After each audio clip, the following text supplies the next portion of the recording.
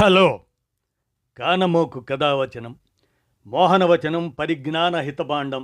శ్రోతలకు ఆహ్వానం, నమస్కారం. చదవదగునెవరు రాసిన తదుపరి చదివిన వెంటనే మరువక పలువురికి వినిపింపబూనిన అది ఏ పరిజ్ఞాన హితబాండమౌపో మహిళ మోహనవచనమై విరాజిల్లు. పరిజ్ఞాన హితబాండం లక్ష్యం ప్రతివారీ సమాచార హక్కు. ఆ స్ఫూర్తితోనే ఇప్పుడు డాక్టర్ బుర్ర మధుసూదన్ రెడ్డి విరచిత అంశంగా సెప్టెంబర్ 17 ప్రపంచ పర్యాటక దినోత్సవం అనేటువంటి విశేషాంశాన్ని ఇప్పుడు మీ కానమోకు కథావచనం శ్రోతలకు మీ కానమోకు స్వరంలో వినిపిస్తాను, వినండి. ప్రపంచ పర్యాటక దినోత్సవం సెప్టెంబర్ 17. ప్రపంచ పర్యాటక రంగానికి ఊతమివ్వడానికి 27 సెప్టెంబర్ 1970న తీసుకున్న తీర్మానం ప్రకారం అంతర్జాతీయ టూరిజం సమాజం, ఐక్యరాజ్య సమితి, వరల్డ్ టూరిజం ఆర్గనైజేషన్ UNWTOను ఏర్పాటు చేసి చట్టబద్ధత కల్పించడంతో ప్రతి ఏటా 27 సెప్టెంబర్న ప్రపంచ దేశాలు ప్రపంచ పర్యాటక దినం వరల్డ్ టూరిజం డేను పాటించడం ఆనవాయితీ అయ్యింది. అది 1980 నుంచి ఆనవాయితీగా మారింది. పర్యాటకంతో ప్రపంచ దేశాల, ప్రాంతాల ఆర్థిక, సాంస్కృతిక, రాజకీయ, సామాజిక, ఉద్యోగ, ఉపాధుల విలువలు ప్రభావితం అవుతాయనే అవగాహనను కల్పించేందుకు ప్రపంచ పర్యాటక దినం వేదికలను వినియోగిస్తారు. 1997 నుంచి వరల్డ్ టూరిజం డే వేడుకలను ఒక్కొక్క దేశంలో నిర్వహిస్తూ టూరిజం అభివృద్ధికి కృషి చేస్తున్నారు.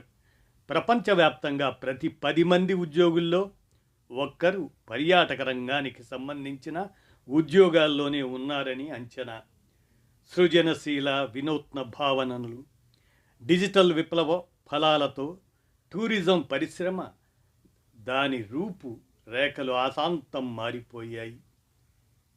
వరుస విపత్తులతో అభివృద్ధి చెందుతున్న ప్రపంచ దేశాల సామాజిక, ఆర్థిక రంగాలు కుదేలు అయి చితికిపోయాయి. కరోనా విపత్తు వల్ల ప్రపంచ టూరిజం 4 ట్రిలియన్లు నష్టపోయింది అని అంచనా వేశారు. పర్యాటక పరిశ్రమలోని మిలియన్ల ఉద్యోగాలను కరోనా మింగేసింది. విపత్తు మబ్బులు పూర్తిగా తొలగిన వేళ నేడు ప్రపంచ పర్యాటకం కొత్త పుంతలు తొక్కుతున్నది. ఈ ఏడాది ప్రపంచ పర్యాటక దినం 2024 నినాదంగా పర్యాటకం, ప్రపంచ శాంతి, టూరిజం అండ్ పీస్ అనే థీమ్ తీసుకొని అవగాహన కల్పిస్తున్నారు. ఐక్యరాజ్య సమితి సుస్థిరాభివృద్ధి లక్ష్యాలు 2030లో ప్రముఖమైన వేదిక పేదరిక నిర్మూలన, ఆకలిని అంతం చేయడం, లింగ సమానత్వం, ఆర్థిక ప్రగతి ఇలాంటివి సాధించడానికి పర్యాటక రంగం కూడా ఎంతగానో దోహదపడుతుందని గమనించాలి. ప్రపంచవ్యాప్తంగా అత్యంత వేగంగా అభివృద్ధి చెందుతున్న రంగంగా పర్యాటకానికి పేరుంది. గత కొన్నేండ్లుగా ప్రపంచ పర్యాటకం అనేక రెట్లు పెరగడం, ఆధునిక హంగులు తొడగటం చూశాం. 1950లో అంతర్జాతీయ పర్యాటకులు 5 మిలియన్లు, $2 బిలియన్ రెవెన్యూ నమోదు కాగా 2019లో 1.3 బిలియన్లు, $1,260 ట్రిలియన్ రెవెన్యూ వరకు పెరగడం ఆశ్చర్యాన్ని కలిగిస్తుంది. గ్లోబల్ జీడిపిలో పర్యాటక పరిశ్రమ 10% ఉందని అంటున్నారు. ప్రతి ఏటా ప్రపంచ పర్యాటక అభివృద్ధి 3% పెరగాలని లక్ష్యం చేసుకున్నారు.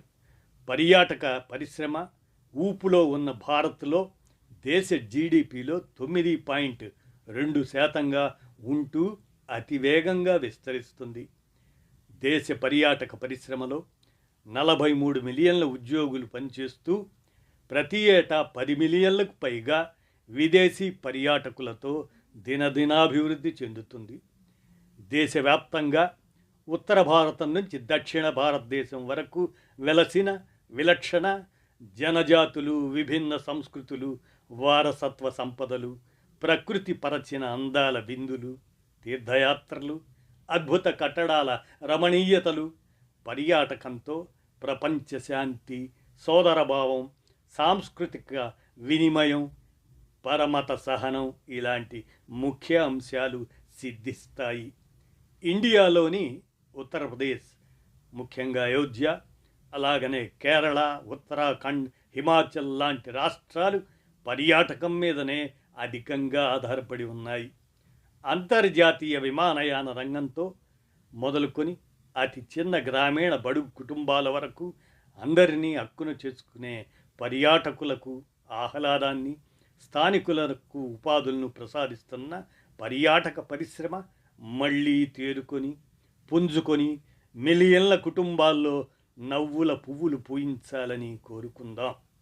ప్రతి ఒక్కరం జీవితంలో తరచుగా పర్యాటక ప్రణాళికలు వేసుకొని పర్యాటకుడిగా ఆనంద అనుభూతులను పొందుతూ పలువురికి ఉద్యోగ ఉపాధుల కల్పనలో పరోక్షంగా దోహదపడదాం.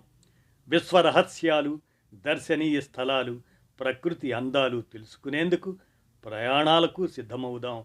ఈ సందర్భంగా 27 సెప్టెంబర్ ప్రపంచ పర్యాటక దినాన్ని పురస్కరించుకొని డాక్టర్ బుర్ర మధుసూదన్ రెడ్డి అందజేసినటువంటి ఈ అంశాన్ని మీ కానమోకు కథావచనం శ్రోతలకు సెప్టెంబర్ 17 ప్రపంచ పర్యాటక దినోత్సవం అనేటువంటి అంశాన్ని మీ కానమోకు కథావచనం శ్రోతలకు మీ కానమోకు స్వరంలో వినిపించాను. విన్నారుగా. ధన్యవాదాలు.